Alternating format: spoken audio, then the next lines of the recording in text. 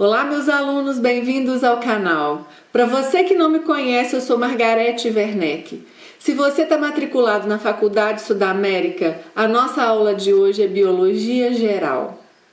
Nós vimos na aula passada o processo de diferenciação celular. Hoje nós vamos avançar no estudo dos tecidos. O que a gente precisa saber para a aula de hoje é que os tecidos são compostos de células e matriz extracelular. A matriz extracelular é o material que ocupa o espaço entre as células. Tem sido alvo de muitos estudos atualmente, porque a matriz é o meio de interação entre as células. A matriz extracelular tem composição complexa e variável. Ela é secretada pelas próprias células do tecido que ela compõe. Então, a matriz extracelular do tecido conjuntivo é secretada pelas células do conjuntivo. Se a matriz estudada é do tecido ósseo, ela vai ser secretada pelas células do tecido ósseo. Baseado na quantidade de matriz, na composição da matriz e no formato e na função das células, são descritos 4 tipos básicos de tecido. O tecido nervoso, que não tem matriz, é puramente um tecido celular. O tecido epitelial, que tem pouca matriz. O tecido muscular, que tem uma quantidade de matriz moderada.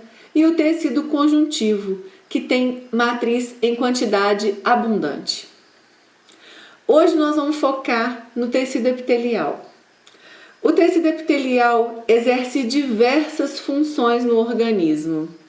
Ele reveste, ele absorve, ele secreta e ele também percebe estímulos ambientais. As células do tecido epitelial são justapostas, juntas. Então, o espaço entre as células é pequeno, a quantidade de matriz é pouca.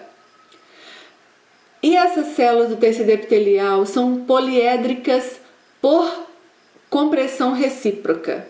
O que é isso? Uma célula está tão perto, tão junta uma da outra, que uma espreme, aperta, elas se apertam umas às outras. E isso forma um desenho visto de cima, um desenho de umas células em figuras geométricas, poliédricas, de vários lados. O tecido epitelial não tem vascularização. É importante essa característica do tecido epitelial, porque as trocas gasosas, os nutrientes e as excretas do metabolismo celular ocorrem por difusão. Então, todos os nutrientes e os gases precisam se difundir desde o conjuntivo mais próximo até as células epiteliais.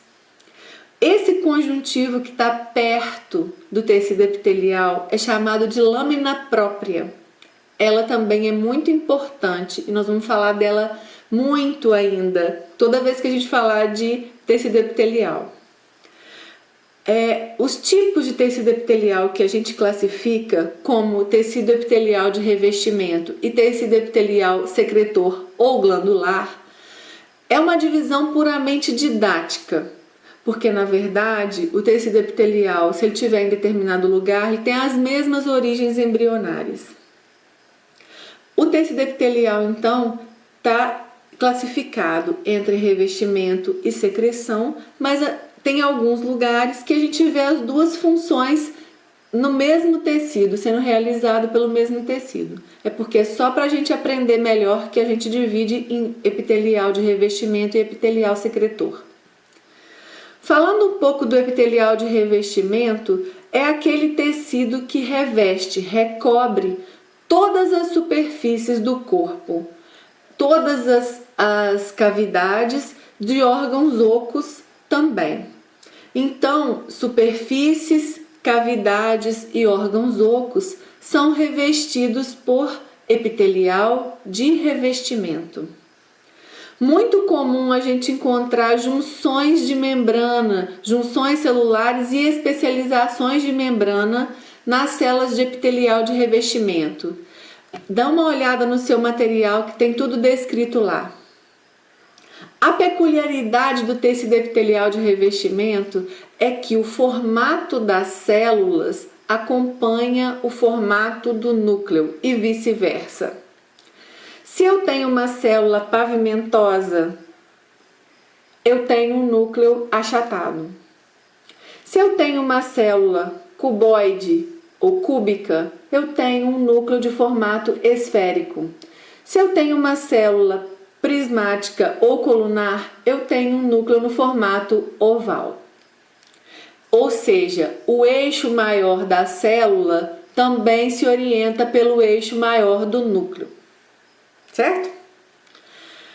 A classificação dos epitélios de revestimento é feita pelo número de camadas de células e pelo formato das células da camada mais superficial ou voltada para o lúmen. Se a gente tem uma única camada de células acima da lâmina própria, a gente tem um epitélio que é classificado como simples. E pela forma da célula, ele pode ser pavimentoso simples, cúbico simples ou colunar simples.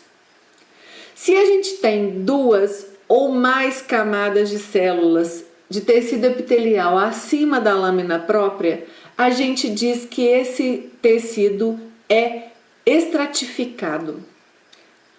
Então, a gente olha o número de camadas estratificado e classifica pelo formato das células da última camada mais superficial ou voltada para o lúmen. Existe um tipo de tecido que é o tecido pseudoestratificado. O tecido epitelial pseudoestratificado tem uma irregularidade na posição dos núcleos e uma irregularidade na forma das células. Então, quando a gente olha o corte ao microscópio, a gente acha que tem mais de uma camada, mas na verdade só tem uma. Então, o nome dele é pseudoestratificado. Um outro tipo de tecido epitelial que a gente também precisa destacar é o tecido epitelial de transição. Tem alguns momentos que as células exibem um formato e em outros momentos as células exibem outro formato. Além dessa mudança de formato, as células podem se deslizar umas sobre as outras, então também modificando o número de camadas das células temporariamente. O exemplo do tecido de transição é o epitélio da bexiga, que quando está muito cheia se distende, as células assumem um formato, e quando a bexiga está vazia, ela se relaxa, as células adquirem outro formato. Sim, então agora passamos ao estudo do epitélio secretor. O epitélio secretor ou glandular exibe células que têm características adaptadas à função de sintetizar produtos de secreção, armazenar temporariamente esses produtos de secreção no interior da célula e depois realizar a exposição, a exocitose ou a liberação desse material secretado. As glândulas se originam da proliferação do tecido epitelial de revestimento mais próximo. Esse tecido invade o tecido conjuntivo adjacente, a lâmina própria, pode invadir até mais profundamente, e aí então existe uma etapa de diferenciação posterior a essa, para que a célula adquira as adaptações morfológicas, bioquímicas e moleculares para fazer a função secretora. Produzir, sintetizar, armazenar e liberar a secreção. Dentro das glândulas, a gente pode ter aquelas que guardam uma comunicação com o epitélio de origem, que a gente chama de glândulas exócrinas. A comunicação com o epitélio é o ducto pelo qual a glândula despeja as suas secreções sobre o epitélio que lhe deu origem. Temos também aquelas glândulas que se aprofundam e perdem a conexão com o epitélio de onde elas originaram, que são as glândulas que têm o seu produto de secreção transportado pelo sangue, que a gente chama de glândulas endócrinas, certo? As glândulas também podem ser mistas, e um exemplo clássico é o pâncreas. Uma parte do pâncreas secreta suco pancreático no epitélio intestinal e uma parte do pâncreas produz insulina e glucagon, 2 hormônios que são transportados pela corrente sanguínea. Aqui nós encerramos o estudo do nosso tecido epitelial. Tenha em mente os 4 tipos de tecidos básicos, a composição e a importância da matriz extracelular e as características de função, tipos e classificação do tecido epitelial que a gente estudou hoje. Na próxima aula nós vamos ver o tecido conjuntivo propriamente dito. Agradeço porque você assistiu a minha aula até esse momento. Se você gostou do vídeo, deixe seu like. Até a próxima. Tchau!